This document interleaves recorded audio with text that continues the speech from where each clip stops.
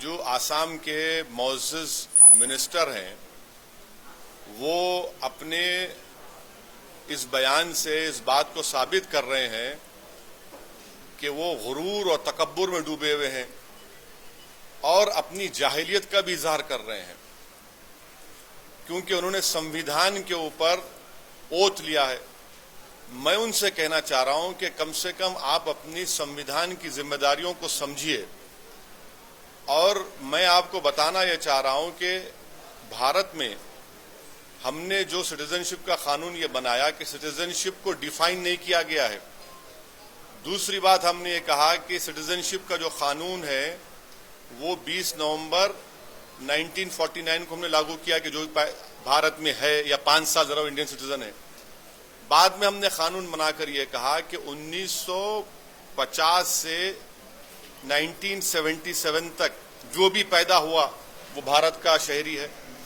तीसरा, हमने ये कानून बनाकर कहा कि जो 1977 और 2004 के दरमियान में पैदा हुआ और जिस किसी के एक के माँ बाप इंडियन सिटीजन है उसको सिटीजनशिप दे देंगे। 2004 के बाद हमने कानून बनाया कि जो कोई भी 2004 के बाद पैदा होगा वो उसको सिटीजनशिप देंगे अगर उसके माँ बाप में कोई एक इलीगल माइग्रेंट नहीं होगा। अब मैं ये जानना चाह रहा हूं ये मौजूद मंत्री से और उनके बीजेपी से, उनके संघ परिवार से, इसमें बताइए इसमें मजहब का जिक्र कहां है? इसमें मजहब का जिक्र है ही नहीं। हम ये नहीं कह रहे हैं कि कोई इस्लाम को फॉलो करेगा, कोई हिंदुइज्म को फॉलो करेगा, कोई सिखिज्म को फॉलो करेगा, कोई ईसाई मजहब को फॉलो करेगा तो मजहब की बुनियाद पर देंगे। हमने तो ये पैरामीटर्स रखे हैं। और जब आप मिनिस्टर हैं और आपने कॉन्स्टिट्यूशन पर ओथ लिया तो कम से कम अपनी इग्नोरेंस का और एरोगेंस का इजहार इस तरह से मत करिए। और आखिर में मैं बीजेपी को, संघ परिवार के आइडियोलॉग्स को याद दिलाना चाहता हूं कि कॉन्स्टिट्यूंट असेंबली में भी इसकी डिबेट हुई और कॉन्स्टिट्यूंट असेंबली में हमारे बुजुर्गों ने जो संविधान बनाया, जिनको इन तमाम मंत्रियों से, बीजेपी के तमाम लोगों से ज्यादा अक्ल थी, विजडम था, उन्होंने उस वक्त के साउथ अफ्रीका के रेशियल प्रिंसिपल को रिजेक्ट किया। और सरदार वल्लभ भाई पटेल ने क्या कहा? सरदार वल्लभ भाई पटेल ने इस बहस पर अंग्रेजी में कहा कि it is important to remember that the provisions about the citizenship will be scrutinized all over the world, कि हम जो करने जा रहे हैं सारी दुनिया की नजरें हम पर होंगी। मैं उनको यही याद दिला रहा हूं।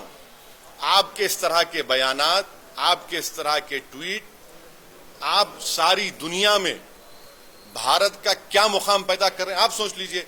यूएनएचसीआर का कमिश्नर कह रहा है उस एनआरसी के ऊपर, और करिए 1600 करोड़ हमने टैक्स पेयर का पैसा खर्चा किया उस पर। कितना? 1600 करोड़। पहाड़ खोद के चूहा भी नहीं निकाल सके। आज जब ये लिस्ट आ चुकी है, यकीनन एक बहुत बड़ा नंबर है।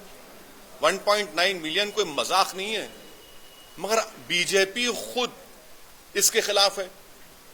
बीजेपी के खुद लोग कहते थे, किरण रिजिजू ने पार्लियामेंट में कहा था कि पूरे भारत में 2 करोड़ इलीगल माइग्रेंट्स है। अब कहां है भाई?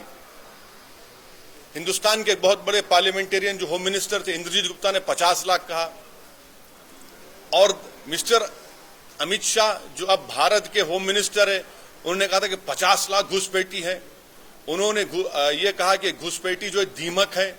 जब मैंने ये सुना उनका बयान तो मुझे हिटलर याद आया। हिटलर ने भी जूस के ताल्लुक से कहा था कि ये पूरे कॉकरोचेस हैं, खटमल हैं। अब बताइए 50 लाख। हम ये कह रहे हैं कि भाई साहब सिटीजनशिप का कानून पढ़िए। मैं यकीनन इतना आप लोगों के साथ काबिल नहीं हूं, मगर थोड़ा मेरे को, जैसा हम तेलुगु में बोलते हैं, कोंचम कोंचम, लिटिल लिटिल हमको ये कानून मालूम।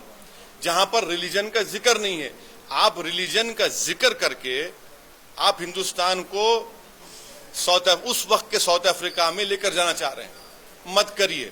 ये भारत है और वासुदेव कुटुंबकम क्या है समझ लीजिए आप।